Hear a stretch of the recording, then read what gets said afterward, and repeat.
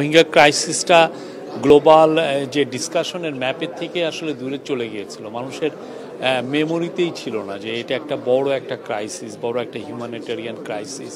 এবং এখানে যে বাংলাদেশকে যে 10 লক্ষের উপর রোহিঙ্গাকে যে বাংলাদেশে লুক আফটার করতে হচ্ছে, এই পুরো জিনিসটা গ্লোবাল যে কোনো ডিসকাশনে ছিল না।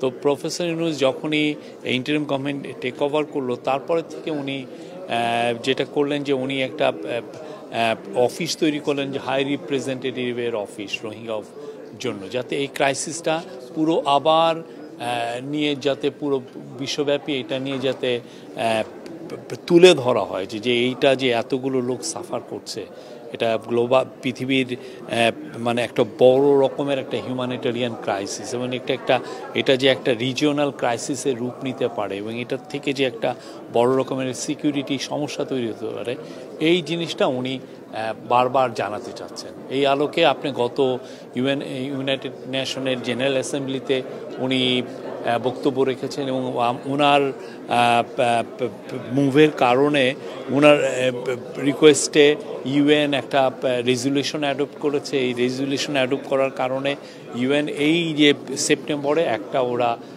রোহিঙ্গাদের উপরে আলাদা একটা ডিসকাশন করবে, এটা একটা কনফারেন্স হবে রোহিঙ্গাদের উপরে, এবং ওয়ার্ল্ডের আমরা আশা করছি 170টার মতো দেশ এইখানে পার্টিসিপেট করবে আমাদের।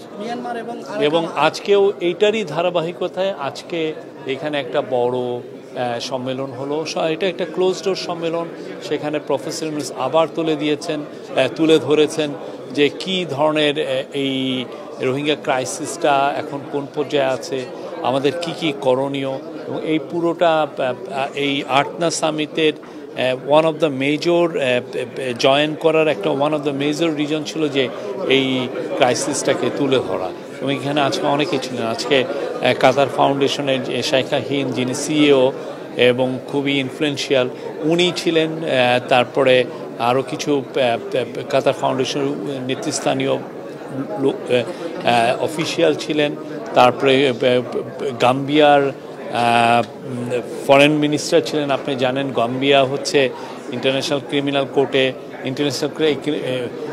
ইন্টারন্যাশনাল কোর্টে যেখানে মায়ানমারকে জেনোসাইডের জন্য অ্যাকিউজ করা হয়েছে, গাম্বিয়ার কিন্তু ওআইসির হয়ে ওরাও একটা পার্টি হয়েছেন এটাতে, এই কেসটাতে।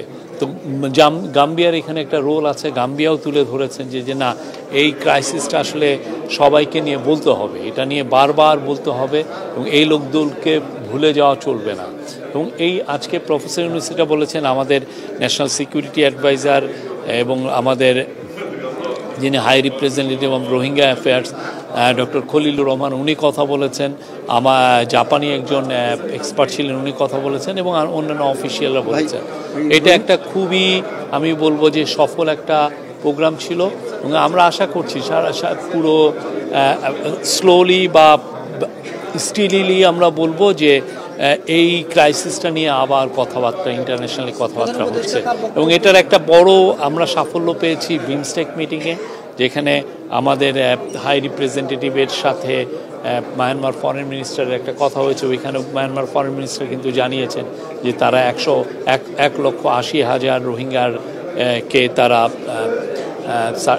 ক্লিয়ারেন্স দিয়েছে তারা যে রোহিঙ্গা। এবং এর ফলে আমরা আশা করছি যে এইটা একটা ধাপ, এটা অনেকগুলো ধাপের একটা ধাপ, যে এইটা আমাদের রিপ্যাট্রিয়েশনের দিকে এইটা আমাদেরকে হেল্প করবে। কাতারের দিক থেকে আমাদের রোহিঙ্গা পিসফুল রিপ্যাট্রিয়েশনের ক্ষেত্রে কাতারের দিক থেকে কাতার ফাউন্ডেশন তো আমাদেরকে অনেক হেল্প করছে। কাতার ফাউন্ডেশন ওইখানে এলপিজি যেটা রোহিঙ্গাদেরকে আমরা দেই, আপনি জানেন আশেপাশে খুব ক্রিটিক্যাল বন ছিল এই রোহিঙ্গা ক্যাম্পের।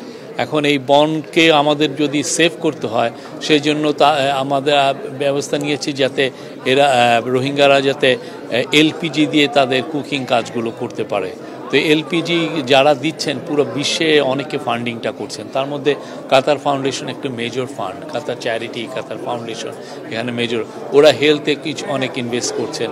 কাতার আমাদেরকে প্রচুর এখানে সাহায্য করছেন, এবং আমরা মনে করছি যে এই সাহায্যটা সামনে কন্টিনিউ করবে এবং আরও বাড়বে। আমাদের কাতারের যে এলপিজি যে চুক্তি এটাকে আরো দীর্ঘমেয়াদী হওয়ার সম্ভাবনা আছে। আমি তো বললাম যে কাতারি ওরা এলপিজি আমাদেরকে দিচ্ছেন এবং এটা সামনে আরও বাড়বে আমরা আশা করছি। আজকে ডিফেন্স মিনিস্টারের সঙ্গে একটা মিটিং আছে, সেখানে কি ইস্যু নিয়ে আলোচনা হতে পারে? আমরা অনেক কিছুই তো আলাপ হয় এবং এটা আজকে অনেকগুলোই মিটিং আছে, অনেকগুলো কমার্স মিনিস্টারের সাথে আছে, কাতারের ডেপুটি প্রাইম মিনিস্টারের সাথে মিটিং আছে, কাতারের সিনিয়র অফিসিয়ালদের সাথে মিটিং আছে। তো আমরা আশা করছি আজকের দিনটাও একটা ফ্রুটফুল দিন যাবে, অনেকগুলো বিষয় নিয়ে আলাপ হবে। আমরা আশা করছি যে বাংলাদেশের স্বার্থ সংশ্লিষ্ট সমস্ত জিনিসই আমরা এই মিটিংগুলোয় তুলে ধরা হবে।